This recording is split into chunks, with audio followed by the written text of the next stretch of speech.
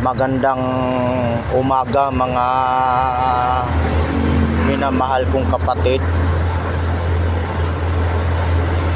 Unang-una sa lahat, tayo muna ay magpapasalamat sa Diyos sa paggabay niya sa atin sa pagtulog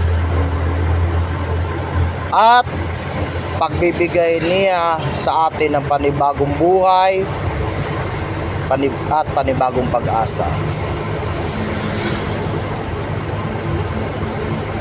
May mensahe ako para sa mga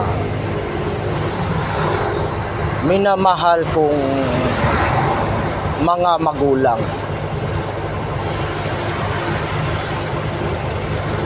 Kayong mga magulang, kung mahal ninyo talaga ang inyong mga anak,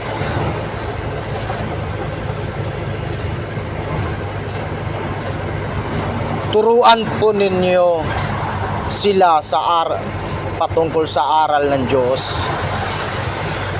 Palakihin po ninyo sila na may takot sa Diyos.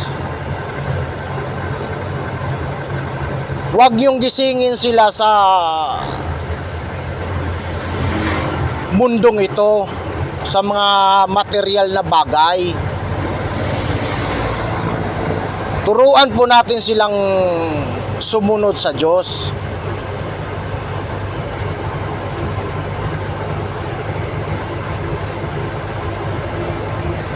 Mga minamahal kong magulang,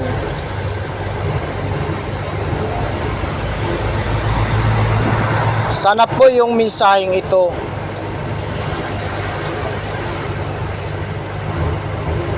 naway magbigay sa inyo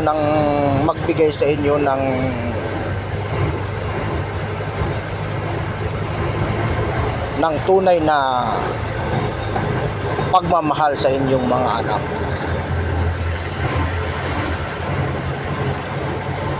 Huwag ninyo silang hayaan na mamuhay ng naayon sa mundong ito.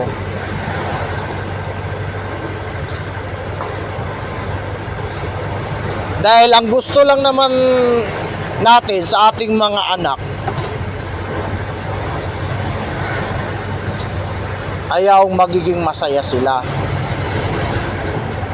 Mali po yung hinangad natin ay magiginhawa ang kanilang buhay.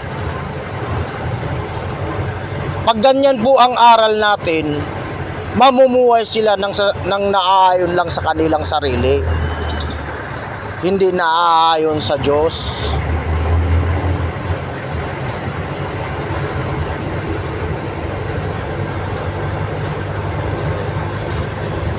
Yan lang po ang mensahe ko para sa mga minamahal kong mga magulang.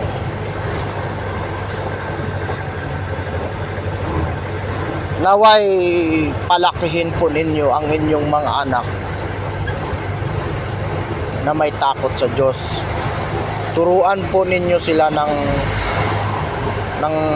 aral mula sa Diyos. Dahil yun po ang pinakamahalaga sa lahat. Maraming salamat po. God bless po sa ating lahat.